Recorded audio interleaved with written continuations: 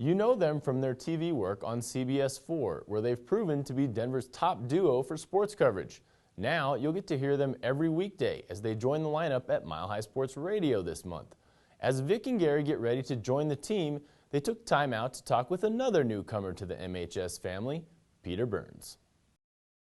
Interesting to see, 20 years of TV experience, 13 years of TV experience here in Denver, and I got both of you guys with no makeup on. That is fairly impressive. Older. You're getting the real deal today, as we really are.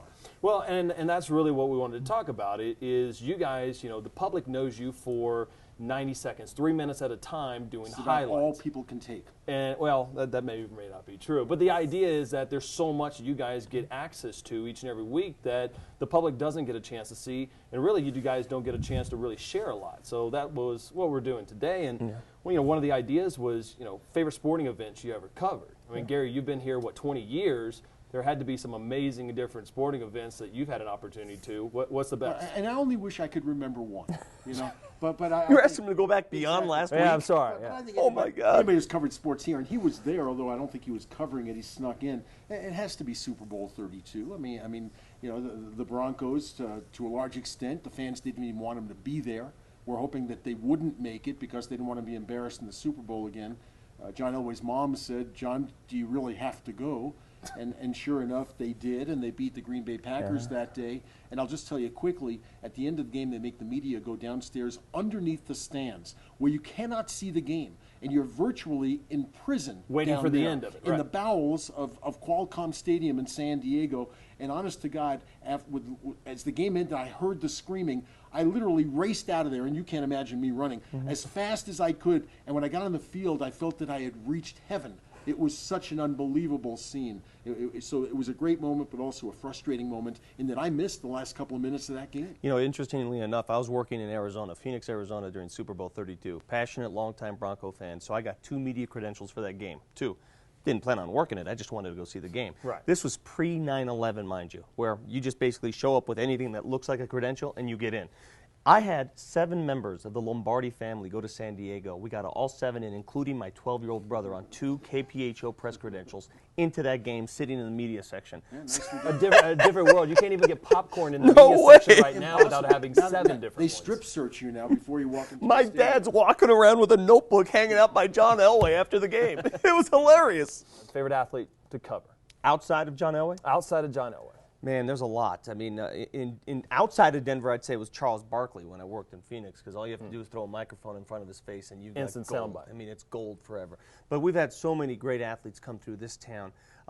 One not much better than the other in terms of sound bites, but in terms of people, I mean, you go down the list. There have been some great people that come through town. The best soundbite we've ever had was Shannon Sharp. Yeah. And Sharp was a great guy to cover. And the one thing that guys like Vic and I are desperate for are players who aren't afraid to say what's really on their mind. They're secure enough that they are willing to say anything. And the first scoop I ever got here, earlier, one of the first ones I ever got, was when the Broncos were firing Wade Phillips. And they were holding a press conference. We all knew he was gone, but nobody could confirm it. And I walked into the locker room, and I'll tell you now, for the first time, I run into Shannon, and I said, "Shannon, is he gone?" And Shannon looked around just like that, and he went, "He's out of here!" See, on the other side, though, you've got guys like Peter Forsberg and Joe Sakic, who may not be as flamboyant as Shannon Wonderful Sharp. They may guys. not be as glib, but to me, the salt of the earth. I mean, Peter Forsberg is Michael Jordan in Sweden. I mean, he's as big as it gets, and yet you talk to him here, he's just an average Joe like Joe Sakic. So, to me, those 2 guys don't get much better than that. Toughest locker room that you had to walk into after a loss? I would say the 2005 AFC Championship game at Invesco Field when the Steelers came in here and beat the Broncos. And I remember walking in saying, great, we got a 90-minute post-game show. And my first interview was Nick Ferguson, who at the time, I walk up to him and I'm like, "Hey, Nick, sorry to hear." And he just basically beseeches me on the air saying, "What are you so down about? It's just a game." And that's when it just sort of hit me. If these guys aren't upset, why am I upset? It's just a game. Guys, I appreciate the insight. Best of luck. Sure. Thanks, Peter. Their knowledge of the local sports scene is second to none, but it's their style that truly sets them apart. Welcome to the team, Vic and Gary, and Peter too. Glad to have you aboard. You can catch the Vic and Gary Show every weekday afternoon from 1 to 2 on Mile High Sports Radio, AM 1510 and FM 93.7, and online at milehighsports.com. And check out Peter Burns every morning from 7 to 9 as he joins Eric Goodman and Mark Kisla on the Mile High Club. Stay tuned. When we come back, we'll open up the Mile High Sports mailbox.